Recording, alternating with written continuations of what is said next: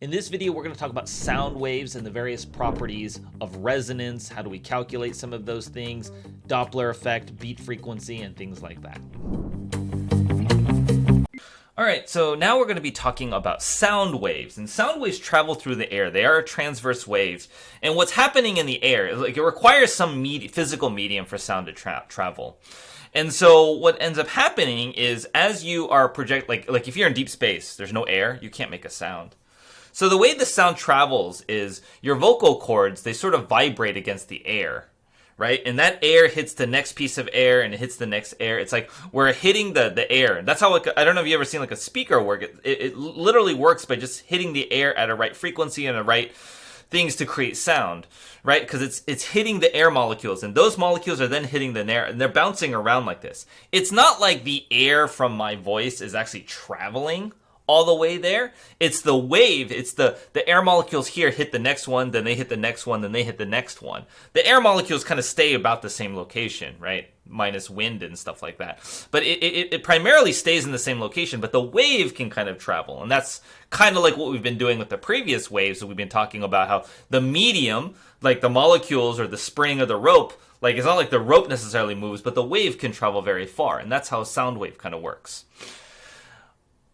So a couple of facts about sounds. The speed of the sound is only dependent on the medium. Okay, that means like in air and water, that medium will dictate how fast sound travels. Now, it's weakly dependent on like temperature and pressure and some other factors.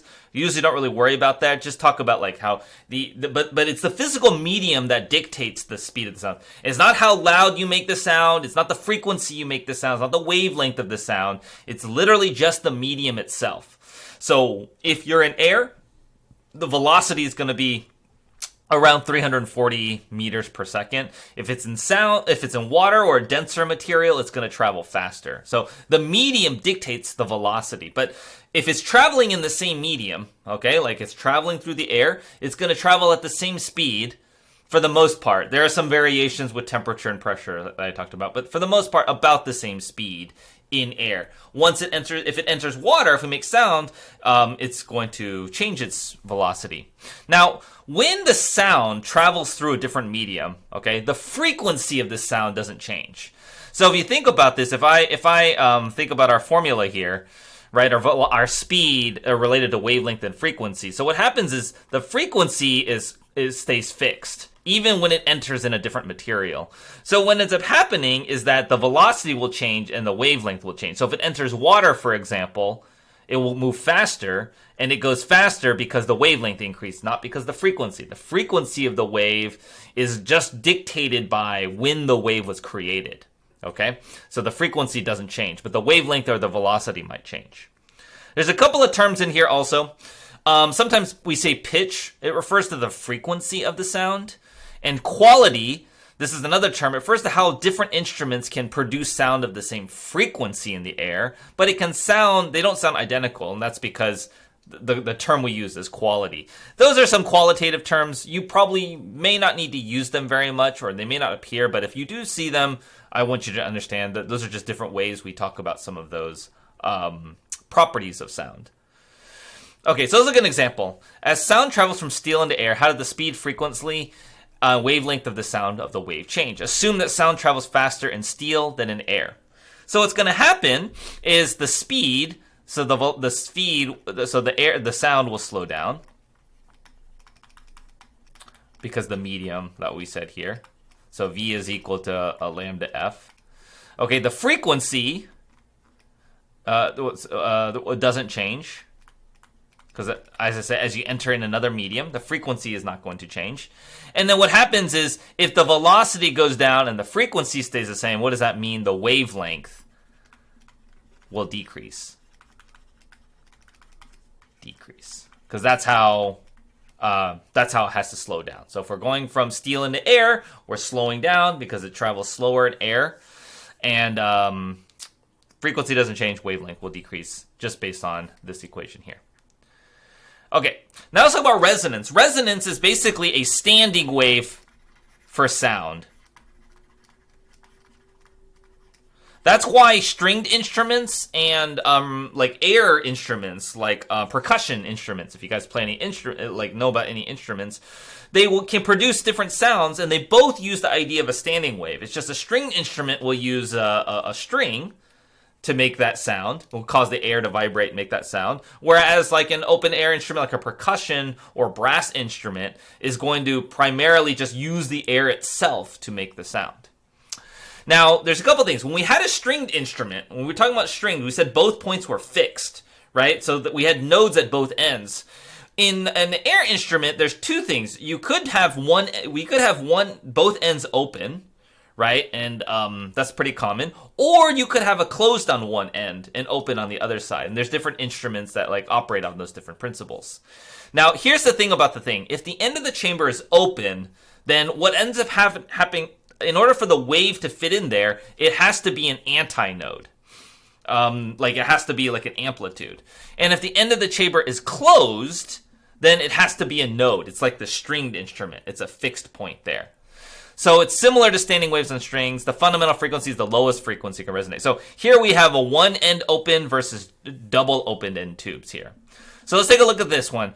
For an open-ended tube, you can have a quarter wave fit right in here because the open end needs to be like if you were to like sketch out the entire wave, it would be like kind of like that, right? Like, and this is the peak. So this is a quarter of a wave, and that's the biggest wavelength or the lowest frequency, right? Bigger wavelength, smaller the frequency. It's the biggest wavelength that can fit in there because it has to be like a node at the closed end here. And then it has to be an antinode. So here's a quarter wave, here's a three-quarter wave. These are the subsequently higher frequencies that we can then generate from here, shorter wavelengths right here. Whereas if both ends are opened, then what has to happen is they have to be antinodes or amplitudes at the end. So this is what the wave looks like for half a wave. And one of the things in terms of problem solving, when you're doing this is it's really helpful to be able to sketch out what the different fundamental waves that can fit in there. And so what I usually do is at the open end, I'll start like on the left side or the right side, whichever it is, just start as an amplitude and then go down here. And then this one is like you got to go down once and then come back to the top. That's the next biggest one you can fit in. And then this one you got to go down, then up and then down. As long as you hit the top or the bottom, that makes it an antinode in the wave. And that's sort of the different ways. And just like with standing, there are formulas that are related to the length, and this is half the wavelength. Like, for example, on this one, if L is the length of the pipe that the open end pipe is, and then the wavelength here for this one is going to be, because this is only half of one, this would be 2L, right? And that's because you're only having half of a wave fitting in here. In order to get an entire cycle, you got to finish off and make another thing that's a distance L. All right, so usually sketching, there are formulas you can use to memorize, but I think it's more important that you learn how to draw what's happening in there. Okay, so let's look at an example of one here. So the speed of sound in air is 340 meters per second. What is the length of the organ pipe? Open at both ends. I can resonate at a fundamental frequency of 136 hertz. So again, you would make it open. What I usually do is I draw this kind of open tube here like this. And then we say, well, it's open at both ends. We don't want to just make it straight across because it has to go down. So the smallest wave I can fit in where it's open, because I want the smallest frequency, so I want the biggest wavelength I can fit in there, right? And this would be that. And then you can do a dotted line to draw the other side if you want. But usually I like to just draw one sine wave in there, okay? Or at least fit what I can. Now, this L actually happens to be the wavelength, right? Because this is one cycle of a sine curve. So the wavelength is going to equal L, which is what I'm trying to figure out. Now, the other thing we know is we know the speed of the sound, we know the frequency, we know that V is equal to lambda F. And so which is just L times F. So if I want to solve for L, I'm just going to do the velocity divided by the frequency for the fundamental frequency here. So that's going to be 340 divided by 136. Okay? And just like well, let me see. So that's going to be 2.5 meters. So there's a couple of things to sort of add in that might be kind of useful. Is notice that for the open end on both sides, it's just like the standing wave. You're going to double, you're going to do times 3 for the wavelengths, times 4. You're multiplying the wavelengths, or sorry, the wavelengths are getting multiplied by the reciprocal. They're getting smaller, times 1/2, times 1/3, times 1/4. Okay. What's happening here is the wavelength are getting shorter, but not by a factor of one. Like this is a kind of sequential, 1/2, 1/3, 1/4, which means the frequency, because the wavelength is shrinking, the frequency goes up by the reciprocal, because V is equal to lambda F. So if the wavelength goes down by 1/2, the frequency is going to double. So this one's a lot like standing waves, where it's like, oh, we are doubling or tripling or quadrupling the frequencies. When you have one open, one closed, one result of this is, look at the wavelength here, is you're going to go from a quarter wave, so the wavelength, so a quarter wavelength is equal to L, which means that the wavelength is equal to 4L. When we go to this one, we have 3/4 of the wavelength is equal to L, and so the wavelength is 4/3 L. So what's happening when we go to here is we're not times 1/2, we're times 1/3. And then we go from here to here, we're times 1/5. So what happens when you have one end open is your frequencies don't go up by integer amounts. It's not like double, triple, quadruple. It's actually times 3, times 5, times 7. Okay, it's like only the odd numbers. And that's just sort of a consequence of what you can fit into that open air pipe, or that when one end is open. But again, if you are good at just drawing out the diagrams, you don't need to memorize these patterns. Just sort of fit it in there. Try to figure out what the wavelength is in relation to the length of the pipe, and then you can kind of work it out from there. So we're doing some more examples of that. So we have a tube open at both ends, is oscillating in the fourth harmonic. How many displacement nodes are located within the tube? So we've got to sketch this out. So first, I would sketch out with the first harmonic. So this is the first, that's the first, okay? That's the smallest one. Then the second one is going to look like this.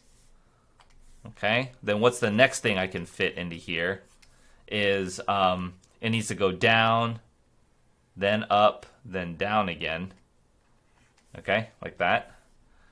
And then what has to happen here is it's got to go more. It's got to go down, and then back up again. So down, back up again. Oops. Okay, kind of see how I did that? Is I said like, well, we just go down. This goes down, then up. This goes down, then up, then down. Then this goes one more. Down, then up, then down, then up again. Now, let's take a look at this. This is our center line. How many displacement nodes, how many antinodes are there? Well, we got this, 2, 3, 4, 5, right? Anytime we hit a peak, that is an antinode, right? Because it's going to oscillate, because this is what the full wave looks like, it's going to oscillate between those 2 points. So we got 5 of them there. So 5. Okay, and just by sketching it out, that is how we're going to figure that kind of thing out. Okay. All right. Another concept in sound is something called the Doppler effect. And this is a very qualitative thing. They don't test you heavily. You don't need to know formulas on Doppler effect for AP Physics 2 exam. There are some formulas. If you do need to know them, you can look them up. But for AP Physics 2, you actually don't need to know any formulas for this. The main idea, and this is very common, is if an object is approaching you, if you're moving towards an object, what can happen is because you're approaching it, the sound wave can arrive to you sooner. It's kind of like the wavelength, it's kind of like the frequency goes up. So this is the idea, is as you move towards a source, either it, like when a truck is coming towards you, or you're moving towards a truck, but let's say a truck's coming towards you, what can happen is the sound, it's generating the same sound from the engine. But the frequency of the sound can sound higher when it's coming towards you, and when it's moving away from you, it can feel like it's the frequency is lower. Okay, so you just remember it as it's getting closer to you, the frequency or the pitch might be higher, whereas it's moving away from you, the frequency or the pitch may be lower. That's all you really need to know in Doppler effect. Just that qualitative understanding of it. So I don't really spend a huge amount of time on this, but that's just about that what happened there. So, for example, let's take a look at this example. Like, this is the qualitative part. So I have a small vibrating object on the surface of a ripple tank. The source of the waves of frequency is 20 hertz. And a speed 60 meters to centimeters per second. If the source S is moving to the right, so the source is moving to the right. So notice why it's moving to the right is the waves actually look closer together. At which of the labeled points will the frequency measured a stationary object be the greatest? And so, we would normally just observe 20 hertz, except when it's coming towards you, the frequency will increase. And you can note that by the increase in the number of waves. So that's why at point C, it's going to have the greatest amount. Point A, it's going to have the smallest amount because the waves are spaced further apart. So what that means is it's going to be greater period. Greater period is smaller frequency, right? Because the frequency is 1 over the period. And the period is like how long it takes for that wave to pass that point, the peaks to that wave. So what happens is basically as wherever it's coming towards you, the frequency is going to be the greatest because of the Doppler effect. Okay, the last thing we look at, and it's very simple, beats frequency. And this is what happens in music and sounds. But if you have two waves that have a very, very close frequency, they have different frequencies, but they're close, okay? What can arise is a beat frequency that kind of comes out. And this kind of comes out mathematically. I can kind of show you this a little bit. So I'm going to just show this on Desmos, for example. So I have two things. I have one with a frequency of pi or pi plus 0.5. It doesn't really matter, just that there's some frequency over here. And then what happens is if you look at the sum of the two, so these are the two waves, and you see, because they have slightly different frequencies. They're close, but they're slightly different. What happens is if you look at the sum of them, you get this kind of interesting sound wave pattern. But if you look at the kind of the fundamental part, is it looks like it repeats with this frequency of 0.5. Like there's a kind of this repeating pattern that occurs based on the difference of the two. So that's kind of the idea here. Is that what's happening is that the beat frequency, if I have two separate sounds in slightly different frequency, the beat is just the absolute value. The beat frequency is the absolute value of the difference between the two sounds, the two frequencies there. Okay, so that's pretty much all. Like, it's a very simple concept. So let's take a look at this. We have a speed of sound. One stereo loudspeaker produced sound with a wavelength of 0.68 meters, while the other speaker produced sound with a wavelength 0.65 meters. What would be the resulting beat frequencies? Well, we need to know the frequency of each sound, and we're always going to use this one here. So we'll say like 340, or so if we solve for f, it's equal to v over lambda, right? So the first frequency is the 340 divided by the 0.68. And so you do 340 divided by 0.68, I get 500 hertz. And then the second frequency is going to be 340 meters per second, the velocity over the wavelength. And this wavelength is 0.65. So if I do 340 divided by 0.65, I get 523 hertz. Okay? And so the beat frequency is just going to be the absolute value, just the difference between those two. It's going to be about 23 hertz here. Okay, because it's the difference between the 523 and the 500. And that's it. That's all beat frequency. That's all you really need to know. It arises because two sounds have slightly different frequencies, and just the way they add up creates these extra kind of beats that are kind of occurring in there. Okay. Thanks for watching. Please subscribe if you haven't already, just to like improve the quality of the channel so that it shows up more, so we can share this out with more and more students out there. The other thing is if you do need extra help, if you're needing maybe some more practice questions, more guidance on multiple choice questions, we do have program options to help you practice. Also run office hours. I answer questions for students, things like that. A little bit more just structured guidance. If you feel like you're needing some of that, go ahead and click the description below. There will be a link that takes you to a website where you can see about how the different programs operate for all the AP Physics and AP Calculus programs we run.